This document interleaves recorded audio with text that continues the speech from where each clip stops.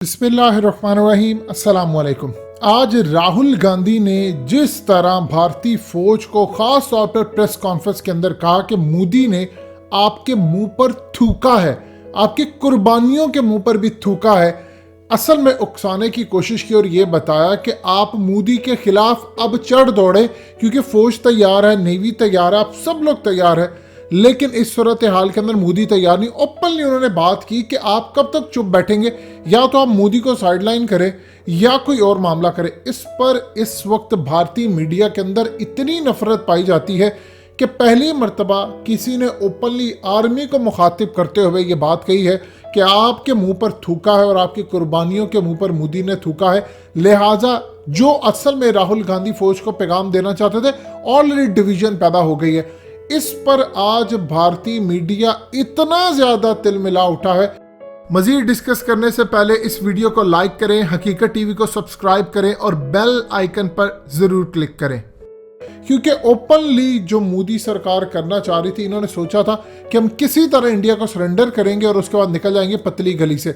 लेकिन राहुल गांधी की इस प्रेस कॉन्फ्रेंस को मोदी छोड़िए, उनकी फौज ने इतना सीरियस लिया है कि ये तो पूरे का पूरा इंस्टीट्यूशन, पूरा मुल्क बेच देंगे। इस तरह कल को दिल्ली पर चढ़ाई कर दी, दिल्ली बेच देंगे, हम करेंगे तो क्या करेंगे। आपको क्लिप सुनवाने जा रहे हैं। इस वक्त भारतीय मीडिया गालियों पर उतर आया है और राहुल गांधी के खिलाफ टॉप लेवल के जो एंकर्स हैं भारत के अंदर, उनको मोदी ने लॉन्च किया है। वो पूरी तरह ये कर दिया राहुल गांधी ने, आज ये हो गया, चाइना के साथ मिला हुआ।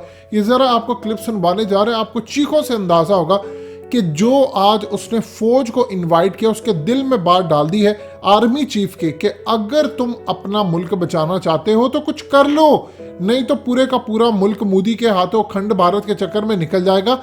सिख ऑलरेडी खड़े हैं, मुसलमान ऑलरेडी खड़े हैं और तुम भी तबाह हो जाओगे। ये जरा सुनिएगा क्या हाल हो रहा है भारतीय मीडिया का, फिर आपको बताते हैं कि असल में अब फौज सोच क्या रही है वहां पर। आपको ये खबर अच्छी लगी या आपको ये खबर अच्छी नहीं लगी, लेकिन हमारे देश में इस पर भी राजनीति हो सकती है।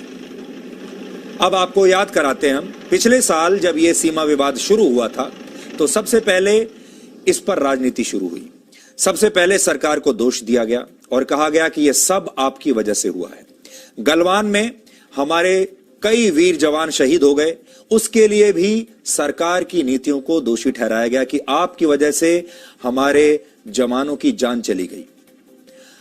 लगातार यह विवाद चलता रहा और लगातार ये आरोप लगते रहे कि चीन ने हमारी जमीन हड़प ली है।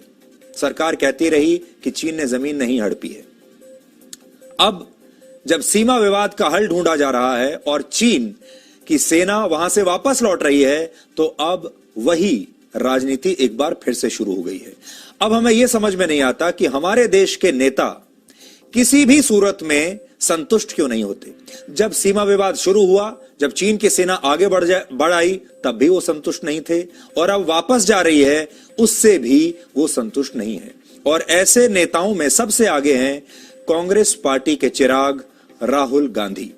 और राहुल गांधी ने आज भी एक और झूठ बोला और ये झूठ बोलकर आज उन्होंने सुबह सुबह चीन को खुश कर दिया और उन्होंने ये कह दिया कि इस पूरे विवाद में चीन जीत गया और भारत हार गया। अब आप सोचिए, चीन ने अपनी सेना को तो वापस बुला लिया, लेकिन चीन को कितनी खुशी होगी इस बात की कि हमारे समर्थक और हमारे शुभचिंतक जो दिल्ली में बैठे हुए हैं, वो अब भी भारत की सरकार को वैसे ही घेरे हुए हैं जैसे हमारी सेना ने घेर कर रखा था। तो चीन आज खुश तो बहुत होगा। आज राहुल गांधी ने देश से और दुनिया से बहुत सारे झूठ बोले और हमारे देश की सेना का भी अपमान किया।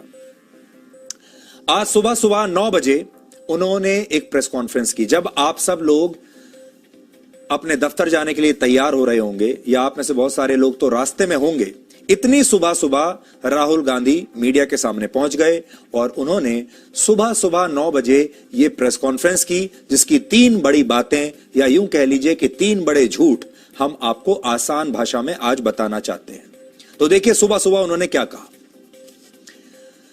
पहला झूठ, राहुल गांधी ने कहा कि भारत सरकार ने पेंगोंग झील के पास फिंगर 3 से फिंगर 4 तक की जमीन चीन को दे दी है। लेकिन यह दावा पूरी तरह से भ्रामक है, गलत है। असल में line of actual control finger 8 पर है।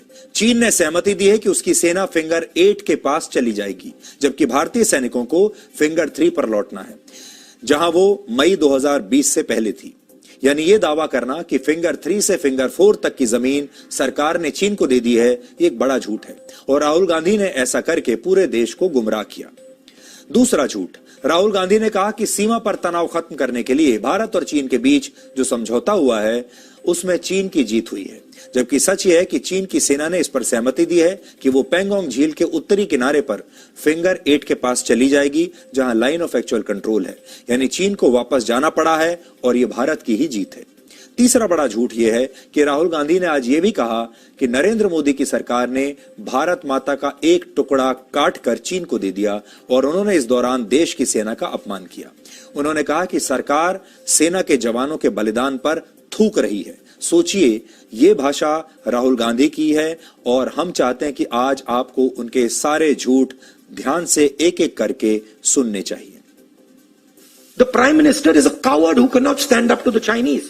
That's the fact. Rahul Gandhi की इन बातों से स्पष्ट है कि वो चीन के साथ खड़े हैं और भारत में उनका काम सिर्फ राजनीति करना है और देश की सेना का अपमान करना है। राहुल गांधी ने आज देश से जो झूठ बोले उस पर रक्षा मंत्रालय की तरफ से भी एक बयान जारी किया गया और इसमें 2 बातें राहुल गांधी के लिए खास तौर पर लिखी गई हैं। सोचिए, हमारे देश के नेता सुबह सुबह झूठ बोलते हैं और बाद में हमारे देश के रक्षा मंत्रालय को एक स्पष्टीकरण देना पड़ता है। उस स्पष्टीकरण में लिखा है, पहली बात यह कि भारत चीन सीमा पर मौजूदा स्थिति को लेकर देश के मीडिया में झूठी और गलत खबरें फैलाई जा रही हैं। ऐसा कौन कर रहा है, यह सब जानते हैं। ऐसा राहुल गांधी कर रहे हैं। दूसरी बात यह कि रक्षा मंत्रालय ने कहा, जिन लोगों को भारत की सफलता पर शक है वो लोग असल में हमारे देश के जवानों के बलिदान का अपमान कर रहे हैं। रक्षा मंत्रालय ने यह भी साफ किया कि यह दावा पूरी तरह गलत है कि भारत की जमीन पूर्वी लद्दाख में पेंगोंग झील के पास फिंगर 4 तक है।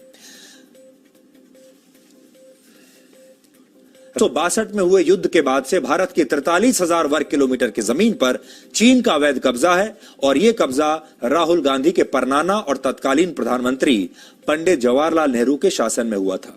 दुनिया में इस समय कुल 195 देश हैं और इनमें 34 देश ऐसे हैं जिनका कुल क्षेत्रफल चीन द्वारा कब्जाई गई भारत की जमीन से भी कम है। इन देशों में मालदीव, सिंगापुर और बहरीन प्रमुख हैं। नए समझौते के तहत भारतीय सैनिक पेंगोंग झील के पास फिंगर 3 के अपने permanent base Dhan Singh Thapa post तक वापस लौटेंगे, जहां मई 2020 से पहले वो हुआ करते थे और इस समझौते में भारत ने 1 इंच जमीन भी नहीं गंवाई है। आपने सुना। अब आप अंदाजा कर सकते हैं कि भारतीय मीडिया के एंकर्स उनको समझ नहीं आ रही। वो लोगों को बता रहे हैं कि सुबह सुबह आप जब जा रहे थे कामों पर तो राहुल गांधी ये कह रहे थे, असल में ये बात नहीं बताएंगे। ये बात कह रहे थी चाइना ने ये बात कर दी है। हमेशा ये कहते रहे चाइना ने जो बात की, हमें कहा कि हम पीछे हट रहे हैं, चाइना मजीद फौजें लेकर आ रहा है। पिछले 48 घंटे में डबल डिप्लॉयमेंट कर दिया है चाइना ने। अब वो J-20 अपना स्टेल्थ फाइटर पूरी तरह अपग्रेड कर रहे हैं। उन्होंने राफेल तैयारों को गिराना है। उनको पता है कि हमने अगले लेवल पर जाना है। आप सोचिए, क्या हकीकत टीवी की वो बात आपको समझ नहीं आ रही? आपको कहा था कि सर्दियों में इस लेवल का हाल होगा, या तो इंडिया इलाके छोड़ देगा या बड़ी जंग होगी जिसके तहत इंडिया मार खा जाएगा। अब उनको समझ आ गई है जंग तो हम लड़ नहीं सकते, लिहाजा इस सूरत हाल में उन्होंने इलाके छोड़ दिए। राहुल गांधी की इस प्रेस कॉन्फ्रेंस को भारतीय फौज ने, उनके इंटेलिजेंस इदारों ने, वहां पर जो खास तौर पर मोदी के खिलाफ डिवीजन पाने वाले जो ग्रुप हैं, उन्होंने बहुत बड़े लेवल पर इसको समझा, सोचा कि अगर आज हमने मोदी के खिलाफ कुछ ना किया, डिवीजन पैदा ना की, तो तबाही हमारे दरवाजे नहीं, हमारे जिस्म, हमारी रूह तक उतर जाएगी और हम कुछ नहीं कर पाएंगे। दोस्तों, हकीकत टीवी को सब्सक्राइब करना मत भूलिए। वीडियो को लाइक करें, शेयर करें और कमेंट सेक्शन में अपनी राय का इजहार जरूर करें।